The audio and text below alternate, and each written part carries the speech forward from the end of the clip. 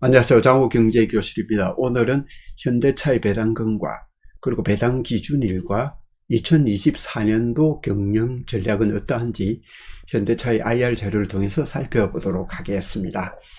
우선 배당금이 공시가 되었는데요. 배당 기준일이 중요합니다. 작년까지만 하더라도 12월 결산 상장사가 대부분 연말을 기준으로 배당금을 지급을 했습니다만 이제는 30% 이상인 646개사가 배당 기준일을 정기주주 총회 이후로 이렇게 설정을 했습니다.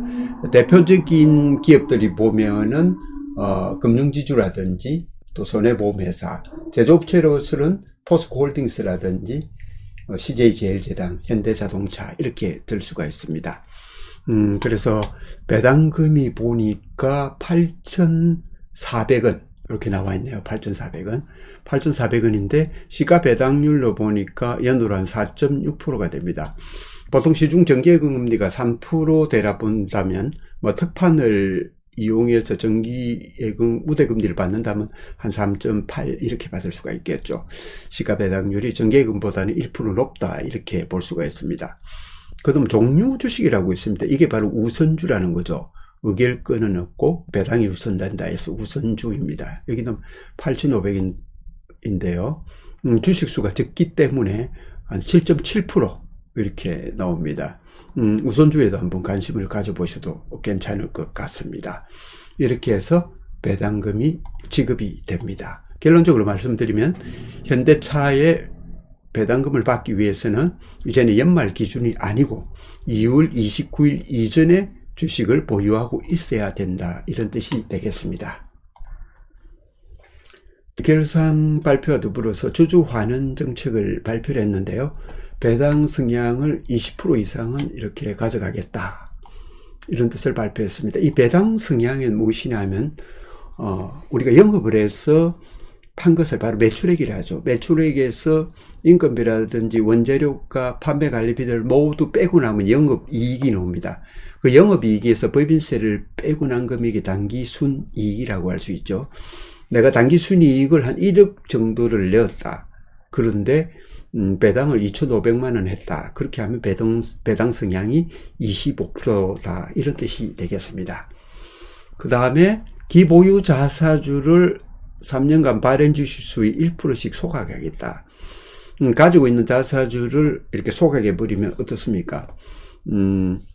주식이 그만큼 줄어드니까 희소 가치가 있다. 그래서 주주 환원 정책의 일부분을 담당한다. 이렇게 볼 수가 있겠죠. 연도별 배당 성향을 보니까 2020년도에서 2023년도 이런 상황을 보니까 3,000원, 5,000원, 7,000원, 11,400원 이렇게 늘었습니다.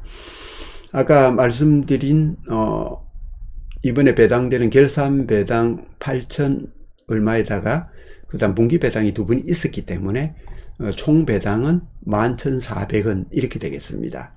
이때 이제 배당 성향이 한 25%가 되는데 여기서 단기 수익이익을 낸 것이 12조다 이렇게 볼 수가 있겠죠.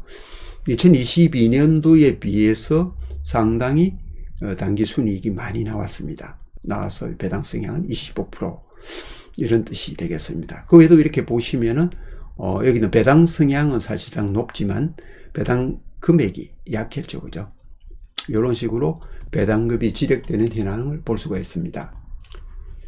자, 그 다음에 판매 계획을 이렇게 보면요, 424만 대 이렇게 잡고 있고, 그 다음 투자 계획도 자동차 부분 투자 계획이 12조 이상 이렇게 계획을 가지고 있습니다. 수익성률이 중요하죠. 주가에 중요한 영향을 미치기 때문에 2023년 대비 매출액 성장률을 4에서 한 5% 정도 이렇게 가지고 있습니다. 그러면 영업이익률은 8에서 한 9% 가져간다. 우리나라 제조업의 영업이익률 평균이 한 3% 정도 되나요? 이 정도 볼 때 상당히 자동차는 그래도 부가가치가 좀 더 높은 산업이다. 이렇게 볼 수가 있겠습니다. 주주환원 정책은 아까 말씀드린 대로 25% 이상 이렇게 성향을 가져가겠다. 단기 순이익에서. 그 다음 자사주를 소각시킴으로 인해서 주주가치 제고에 노력을 하겠다. 2024년 계획이 이러합니다. 자, 연간 매출액 성장률을 이렇게 도표를 보니까 매출액이 이러합니다. 2020에서 2023년도에서는 14.1% 이렇게 올랐습니다만 2024년도는 성장성이 조금 매출액 성장이 좀 둔화가 되겠다. 그래서 이 둔화가 되는 대신에 어떤 전략을 가지고 있나 하면은 믹스 개선을 지속한다. 그러니까 고부가가치 돈이 되는 차를 팔겠다 이런 뜻이 되겠죠. 매출액은 떨어지지만 영업이익을 조금 더 올리는 쪽으로 가겠다. 그 다음에 ASP 상승입니다. 요거는 Average Selling Price라 해서 평균 단가가 올라간다 이런 거죠. 판매 물량을 증가하고 원가 혁신을 통해서 23년도 대비 개선을 하겠다.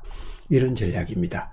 그 다음 원달러 평균 환율 추이를 이렇게 보니까 2022년도부터 2024년도까지 환율의 변화가 이러합니다.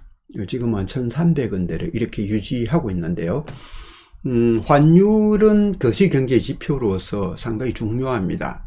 환율이 너무 높아도 되지 않고 너무 낮아도 곤란합니다. 환율이 너무 높아버리면은 또 어떻게 됩니까? 인플레이션을 유발하고 환율이 또 너무 하락해버리면은 또 그 반대 현상이 이렇게 일어납니다. 그래서 우리가 수출해서 묵을 사는 나라에서 이 기축 동안은 굉장히 중요한 역할을 한다. 이렇게 볼 수가 있겠죠. 그렇죠. 2003년도 대비해서 좀 어려운 점은 환율이라든지 금리에 대해 변동성이 좀 심하다 이거죠. 글로벌 수요가 둔화가 되고 그 다음 경쟁이 심화된다 이렇게 될 수가 있겠습니다. 하이브리드라든지 전기차 이런 쪽에서도 대외적으로 글로벌의 어떤 경쟁이 굉장히 심화가 되고 있죠. 그래서 영업률로 따져 보니까 매출액은 이렇게 감소를 예상을 하지만 영업이익은 이러한 대비 개선을 해서 8에서 9% 정도를 유지하겠다 이런 전략을 가지고 있습니다. 그래서 여러분들이 이러한 내용을 토대로 해서 한번 현대차 투자 계획이 있으면 참고해 보시면 좋을 것 같습니다. 장호희 경제교실 오늘은 현대차의 배당금과 그리고 2024년도 전략에 대해서 살펴보았습니다. 구독과 좋아요로 응원해 주십시오. 감사합니다.